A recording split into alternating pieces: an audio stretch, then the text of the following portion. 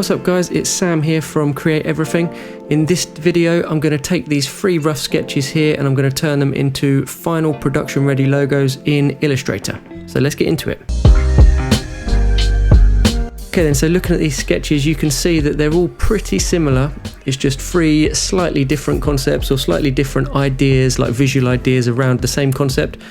This one here, little arrow with the whizzing lines kind of symbolising the launch, and we've got 2 extra whizzing lines here just to make it a little less generic and a little bit more kind of whizzy. This one here, got rid of them extra lines, swapped the arrow for a rocket, and I've added some stars in here. I mean, they look like crosses on here, but I mean, you're just going to have to believe me that they're stars, and that's why we tidy it up, because my sketching's terrible. And this one here is just a further development on that. Basically, the rocket is obviously just popping out of the side of the circle just to give it that another layer of interest, and maybe to just give it that little bit more wow factor. So yeah, I'm not sure which one's going to work best, but because they're all built on basically the same shape and the same framework, it shouldn't be too hard to try each of these designs. Right then, so I'm going to get the circle tool, going to show the grid. I've got snap to grid on, which is there in case you need to know the shortcut. I'm going to just make our circle free of the grid lines big. Fill. Just going to work in all black and white at the moment so that it's a nice adaptable logo, and I know before we even start introducing color that it's going to work on a black and a white background or a light and a dark background, which is just one of the good ideas for logo design. Now, getting this whizzy line in, I'm going to do that like this. Get the line tool, go from like 45-degree angle straight across there. I'm going to put a white stroke on that and then use the width tool here, which is Shift and W, and basically this allows you to change the width of the stroke on any path.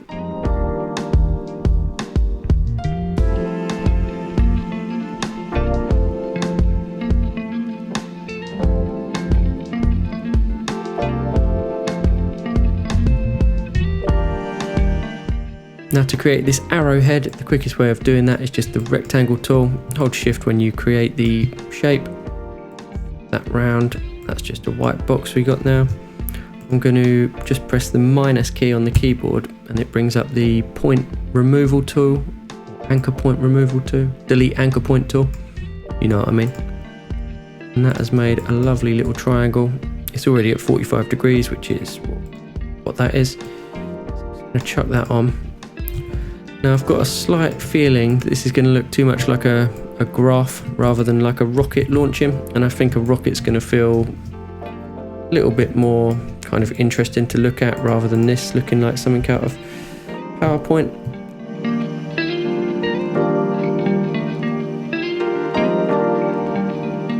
So yeah, I really don't like the look of that arrow now, and now I'm looking at the sketch, I actually don't really like the look of that either.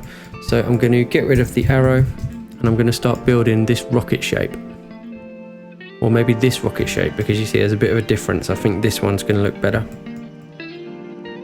So to build the rocket shape, pull the grid up again, make a circle, fill it in black just so we got a good idea of what's going on.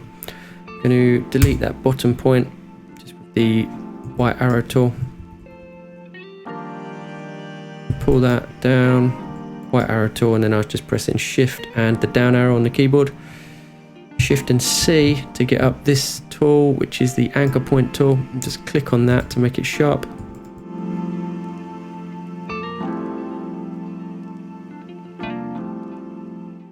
One, two, highlight them both. Shift and M for the shape builder tool, hold Alt and click and drag over. That looks horrible. So I'm going to undo, I'm going to move this so it's a little bit wider, and then do the shape builder tool again. Tilt that to 45 degrees. That looks a bit better. So I'm going to duplicate it so I've still got editable, but then I'm also going to take the second duplicate and I'm going to use the unite to make it all one object. Okay, so now that's in there, I feel like these straight lines here are killing the vibe a little bit. So that's exactly why I wanted to keep this editable. I need to get rid of them straight lines.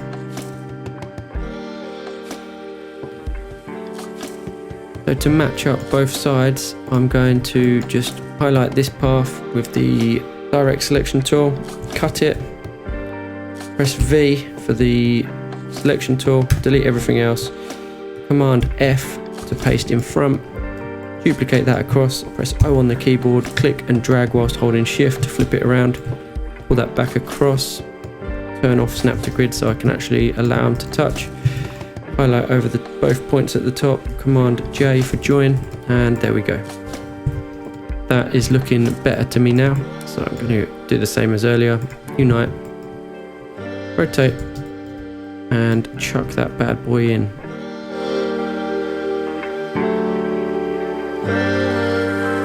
So now we are looking pretty similar to what we've got here, but we've obviously changed the arrow for a rocket. This part here looks too thin to me, and this gap here looks too small kind of compared to the room around here. So there's a few things I can do. I can either enlarge this to be bigger to kind of even things out, but even then this gap here is kind of just causing me a little bit of distress. So in order to kind of improve this gap and make this part that connects to the rocket a little bit thicker, I should just be able to move this down and left in equal amounts.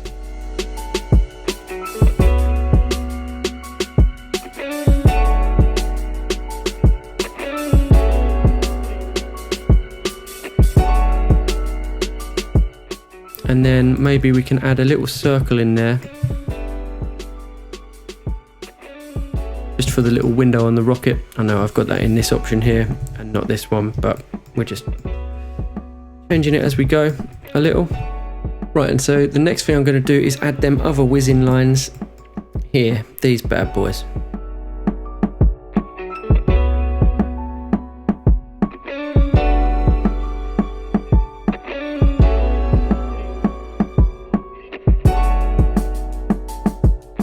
So what I've actually done is something where you go into the appearance palette, window appearance, and you can duplicate the stroke by just dragging it into here. So I've duplicated the first stroke, and then I've added like this thick black line underneath. So this is kind of in order. So if you drag that like below there, it kind of goes below it, like as you can see. And then I've made an even fatter stroke that's white again beneath the black stroke. So what that's done is made this kind of consistent line here that I'm pretty happy with. Now, whilst there's some differences between this style that I've got here and this style that I've got here, is I actually like the look of how this has worked out. So I'm going to kind of take a copy of this and work on it more to make it look like our sketch in a minute. But this version here, I'm going to kind of take a print of that, if you like. So I'm going to copy the circle, I'm going to paste it in front, which is Command and F, and I'm going to grab our line there, and I'm just going to press Command and 7 just to clip and mask that, and I'm going to send that to the back, then bring it forward until it's just in front of our circle. Now we've got these extra white lines in here. I don't think it will harm to make that a little bit bigger, and I'm holding Alt and Shift just to make that in proportion, and I might move it up and right some as well. Okay, so now I like the look of that, so I've deleted the one below, and I'm just going to duplicate that up again and try and make a version of this that looks more like my actual sketch, because I kind of went off on a little bit of a tangent here, but I think that looks pretty good. Right, so this version, going to get rid of our clipping mask for a minute, get rid of the circle.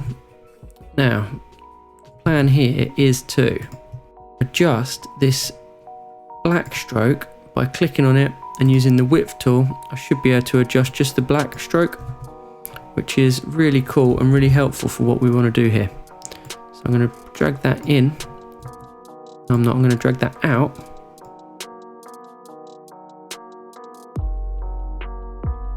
Like quite a lot, so that we're basically hiding the white behind it. So if we go back to that sketch there, we can see there's quite a big gap here, and then the white stroke is a lot thicker than here, and it's kind of the smallest point to the biggest point. There's a lot more like size contrast there.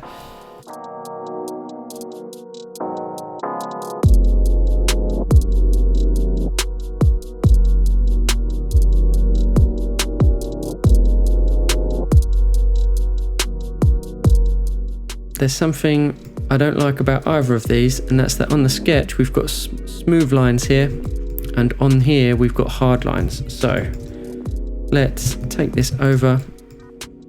We're going to get rid of the clipping masks because we were just using them for like visual purposes. What we're going to do now is kind of commit to what we've got by going object expand. I hope this makes sense because I'm working on two at the same time, but I hope you can see what the plan is here. I'm going to grab that, and I'm going to grab all three of these. I'm going to press Shift and M for our shape builder tool, hold Alt and trim away stuff that we don't want. And now I'm going to grab all that again, press Shift and M, and the other stuff that we don't want is this white in here.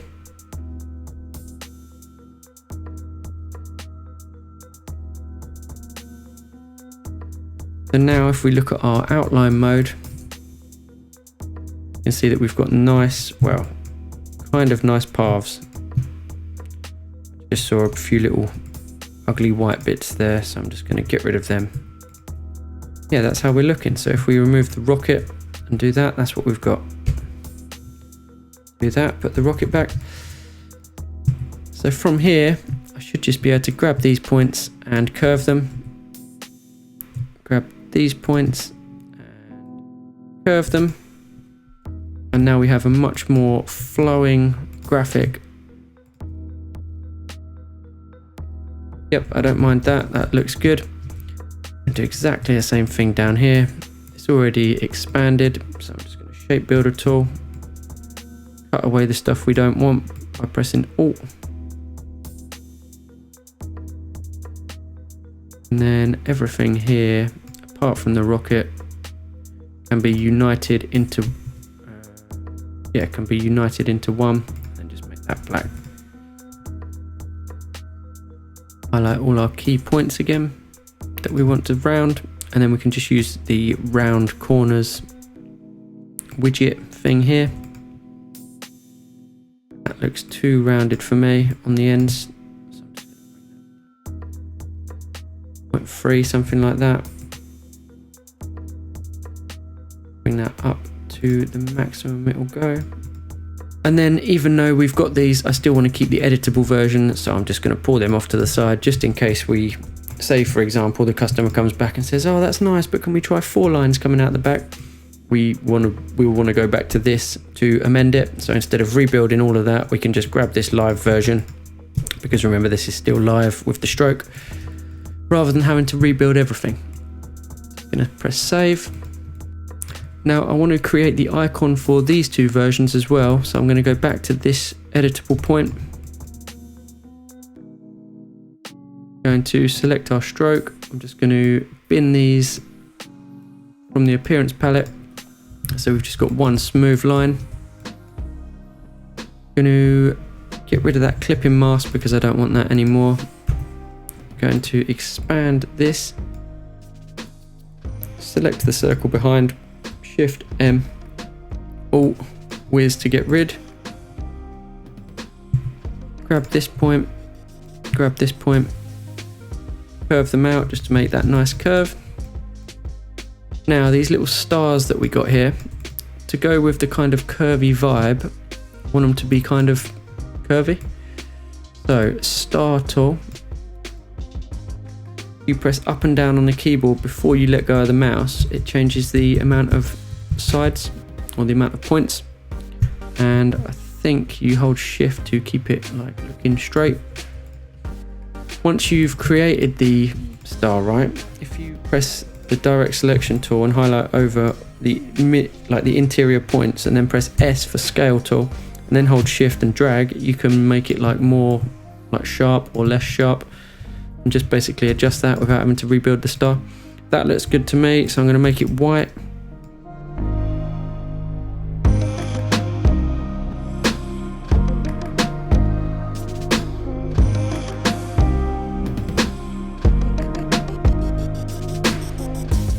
Want them to look like they're scattered around, not randomly, but you know how they are in the sky.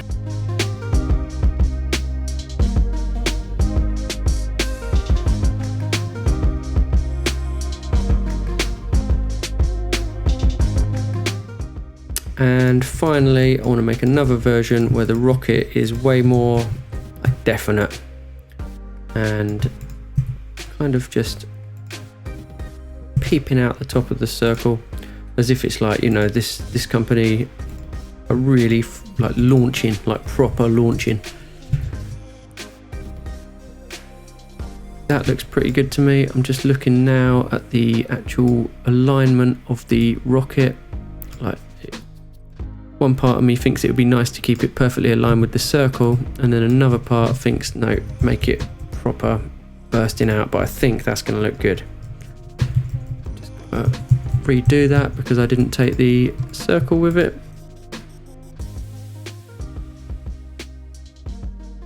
Because I'm going to want the colour of this one to kind of be the same in all the black areas, I'm going to expand this and basically clean up all the geometry just so it's nice and combined, and we've cut out the bits we don't want. So just with the shape builder tool, I'm just going to trim out everything we don't want, basically all the white areas, so they're transparent. And I'll just show you that by putting a colour behind, also so I can check for myself. And then now I've got that, I can just go unite, and that's made one clean, beautiful vector shape. Well, I mean, technically it's more than one because we've got the circle there and the stars, but you know what I mean. Typography. So first of all, I'm going to take my favourite one, which is probably this most developed one. Right, so we got the word launch in there, and it's in Myriad Pro, which, I mean, it used to be the font that Apple used, and it used to look quite good, but I think to designers, because it's the absolute default font that just comes up, like if you just fresh out the box, open Illustrator and just click, it's the font that it like defaults to. So I think we just get sick of seeing it. And also, yeah, I don't know, it just looks a little bit 2008 to me. So we're going to head over now into the font panel. Well, it's not the font panel, it's the character panel, but you know exactly what I mean. Now I'm looking for something simple and something that has shapes that complement the shape of the logo or the icon that I've created here. So my sketches, like, I've kind of already thought about that, and you can see that kind of in these shapes here, like the N is fairly basic, it's capital L and then lowercase for the rest of the letters. The A isn't the A that you kind of see here with like the, I don't know the exact term for it, but not this shape. It's the shape of an A from a font such as like Avant-Garde or Century Gothic. So just because I've just mentioned them, let's just see how they look, because it must be in my mind somewhere.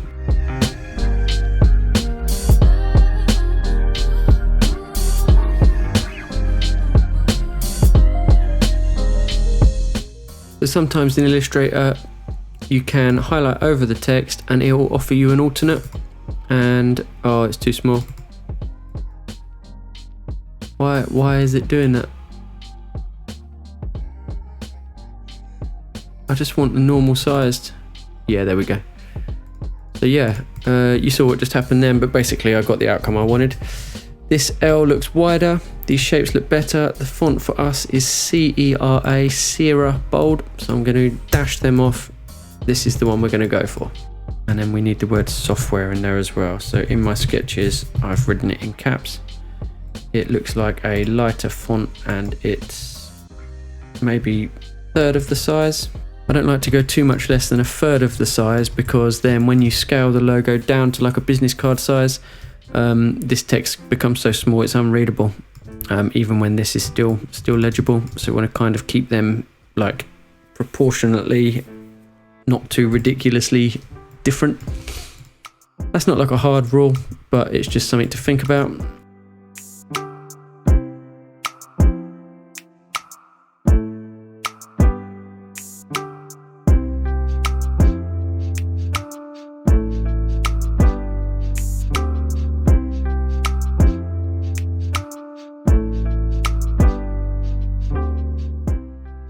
So now I've got this to a point where I'm reasonably happy with the layout. It's time to start playing around with some colours. So I am thinking for this, I want to add a nice kind of like purpley bluey, like dark sky in here, just to give it them space vibes. So I'm going to go to color themes and see what we can find if I go explore, and I'm just going to type in night sky.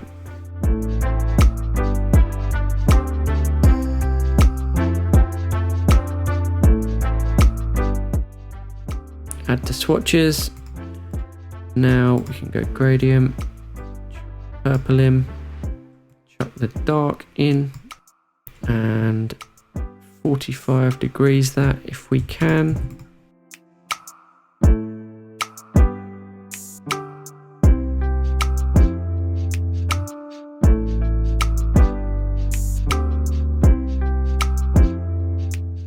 Okay then, so by double clicking the swatch and turning on this global switch, what that means is I can assign the colors to the artwork, and then I can press preview and adjust this, and it adjusts it like live.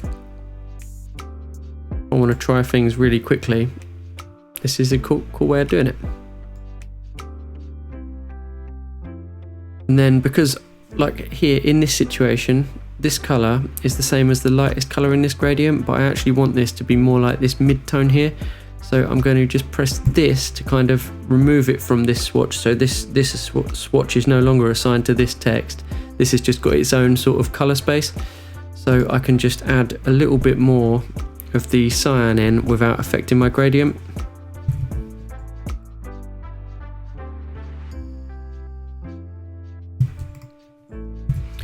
Cool. So I'm pretty happy with how that looks now. I'm going to drag that off to the side as that's our working file, and I'm also going to create the other 3 options.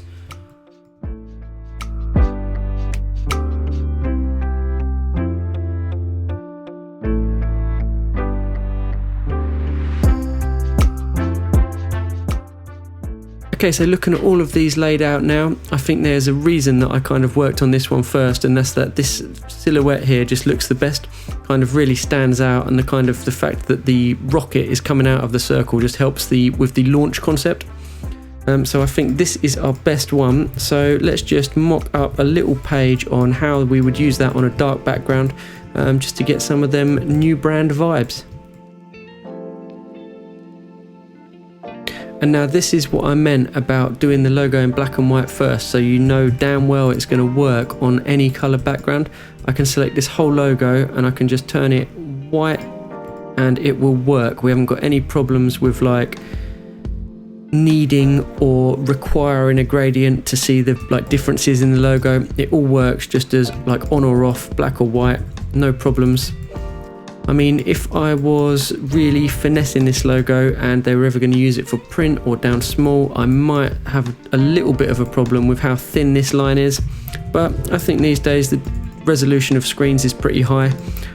Even on this screen that I'm working on now, I can still kind of see that thin line, and this screen is getting old on a bit. It's probably 10 years old.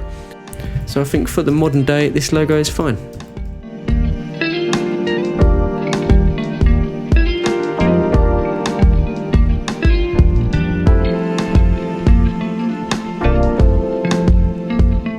Cool, so that's pretty much it for this project. I hope you learned something along the way, and I hope you enjoyed the video. If you have any questions, just leave them in the comments, and if you enjoyed the video, please remember to press like, and if you're new around here, then press subscribe and put the little bell on so you're the first to see when I upload new videos. Cheers.